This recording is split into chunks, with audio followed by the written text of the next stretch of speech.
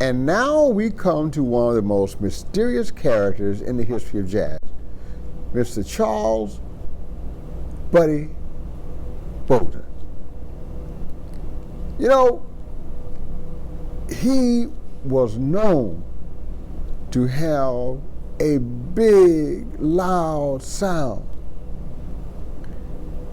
He is reputed to be the first brass player to play the blues on a brass instrument. His music was called jazz, J-A-S-S. It's kind of a forerunner, the infant jazz, combination of ragtime and blues and church music. So he was the synthesis of all the African American influences that could be found musically at that time. He was an improviser. He didn't play from sheet music. He didn't play anything like it was supposed to be played. He was not a proper player. Matter of fact, many of his time would have considered his approach vulgar, and he liked it like that.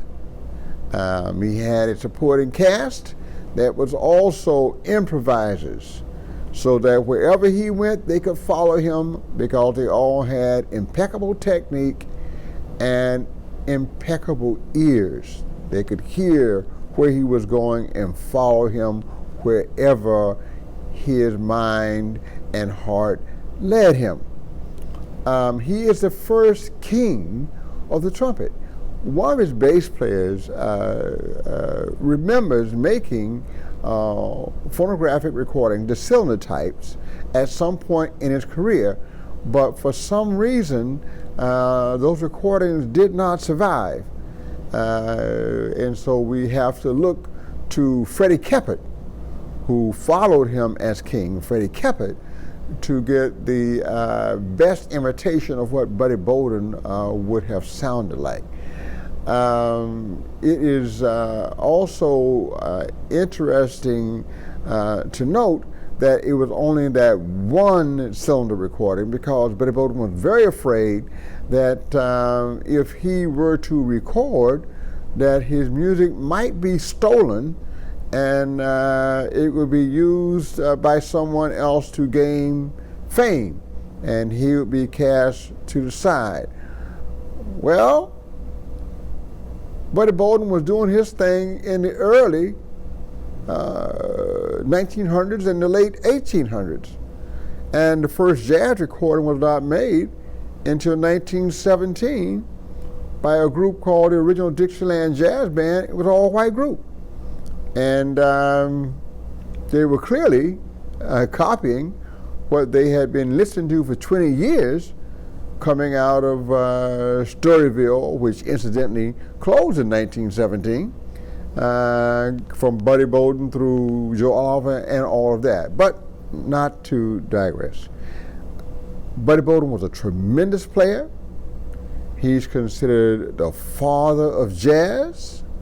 He's considered one of the earliest improvisers, and he is considered the first person to synthesize gospel music from the Black Baptist Church, the blues, and ragtime.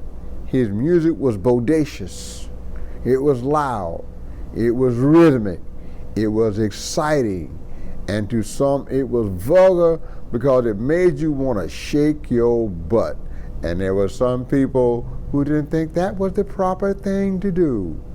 But Buddy Bolden took great pride in his ability to move the human spirit to dance from the inside out.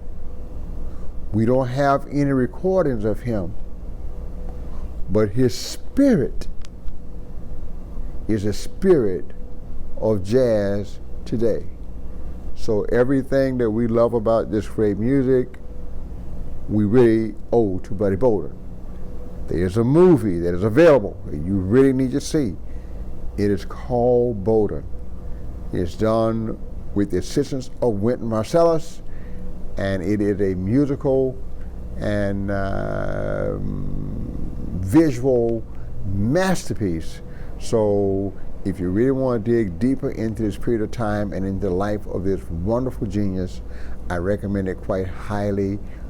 Charles Buddy Bolden, the first jazz king. Thank you very much.